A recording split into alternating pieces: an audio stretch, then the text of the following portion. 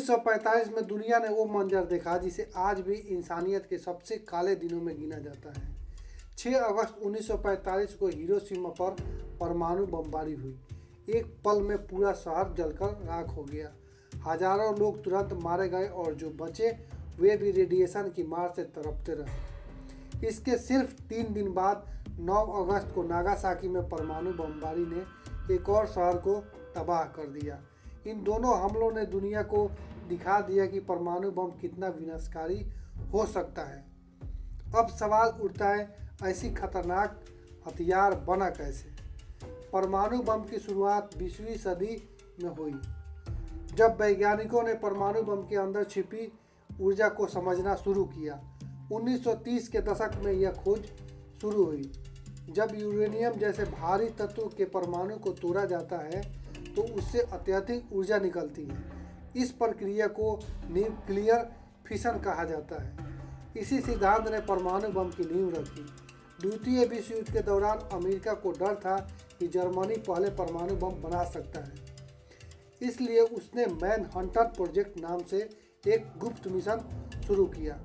इस प्रोजेक्ट का नेतृत्व रॉबर्ट ओपेनहाइमर ने किया। दुनिया के कई बड़े वैज्ञानिक इसमें शामिल हुए और कई सालों की मेहनत के बाद 6 जुलाई 1945 को पहला सफल परमाणु परीक्षण किया गया। इसके बाद अमेरिका ने जापान पर परमाणु बम गिराने का फैसला लिया, जिससे युद्ध जल्दी खत्म हो सके। लेकिन इस फैसले की कीमत लाखों निर्दोष लोगों ने अपनी जान देकर चुकाई।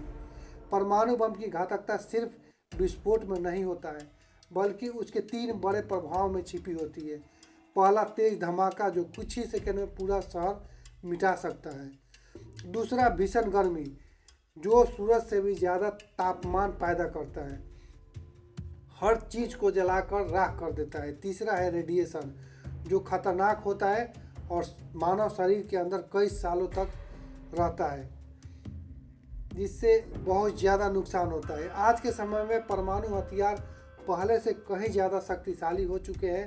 अत्यधिक परमाणु बम 1945 के परमाणु बम से कई गुना ज़्यादा ताकतवर हो चुके हैं। किसी बड़े शहर पर ऐसा हमला होता है तो न सिर्फ लाखों लोगों की जान जाएगी, बल्कि उसका प्रभाव आने वाली कई पीढ़ियों तक रहेगा। यही कारण है कि दुनिया के कई देश परमाणु हथियार को नियंत्रण करने के लिए संधियां करते हैं, क्योंकि परमाणु युद्ध का मतलब होगा पूरी मानवता का विनाश।